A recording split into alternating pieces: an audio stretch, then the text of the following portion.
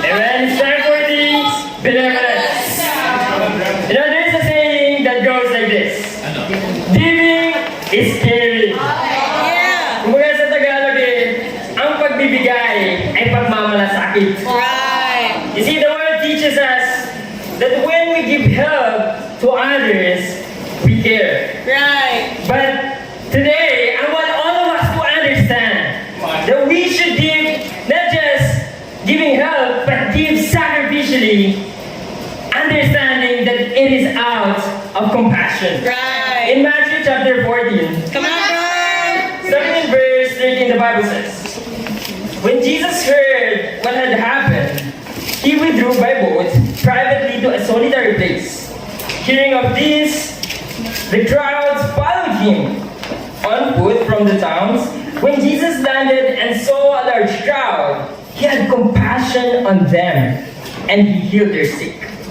As evening approached, the disciples came to him and said, "This is a remote place and it's already getting late.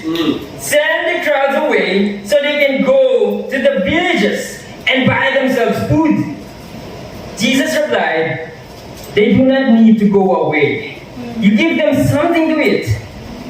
"We have here only 5 loaves of bread and 2 fish," they answered.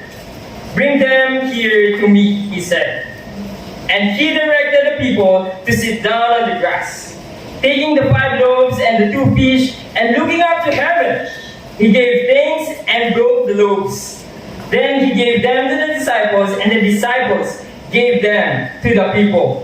They all ate and were satisfied. Wow. And the disciples picked up 12 basketfuls of broken pieces that were left over. The number of those who ate was 5,000 men, besides women and children.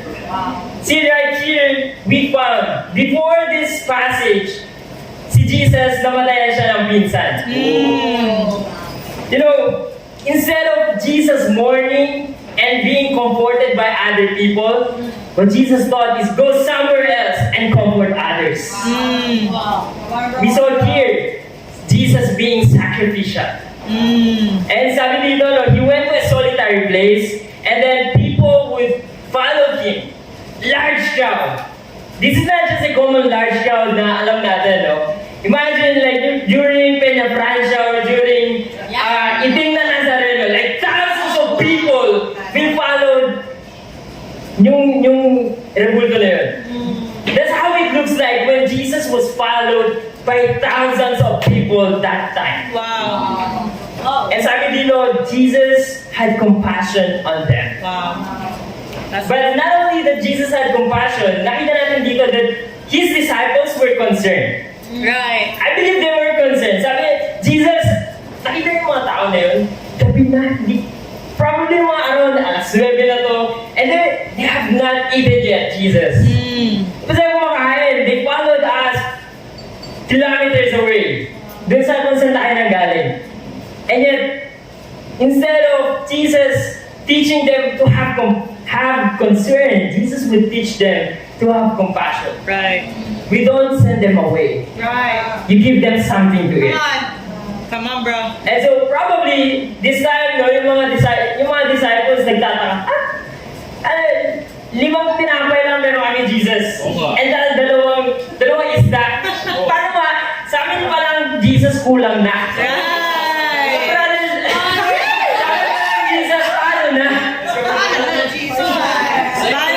And yet, out of little, Jesus would make something great. Right. Jesus miraculously multiplied the fish and the loaf. Yeah. And people that just ate, they were all satisfied. Wow. You know, it's easy to give when we have more than enough. Right. Kapag sobra-sobra, you know, yung mga singles dyan, kapag nakasahod na, di ba? One-time millionaire! Yeah. Sino mo na papasahin? Bigyan niya! Di ba? Bro, sis, gusto mo kasi, libre na kita. Sagot ka na yung Starbucks mo. That's how it looks like, di ba? When we have more than enough. And yet, di ba natin yung time na pecha de peligro? You did.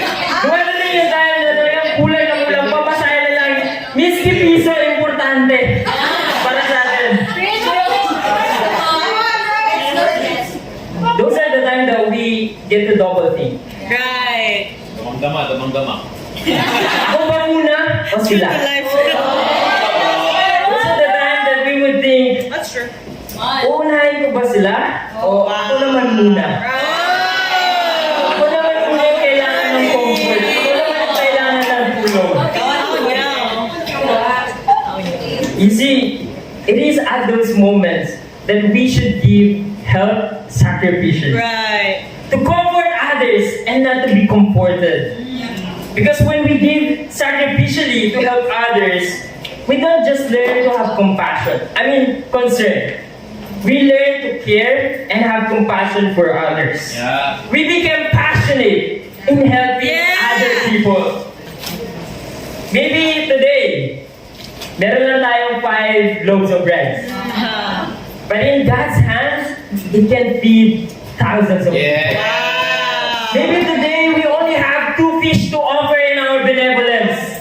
But in God's hands, it can satisfy thousands of people. Right. Talk about it, bro. When we give your benevolence today, you are not just giving it. You are entrusting it in the hands of God. Right. It means that we are giving to God, allowing His power to work in us.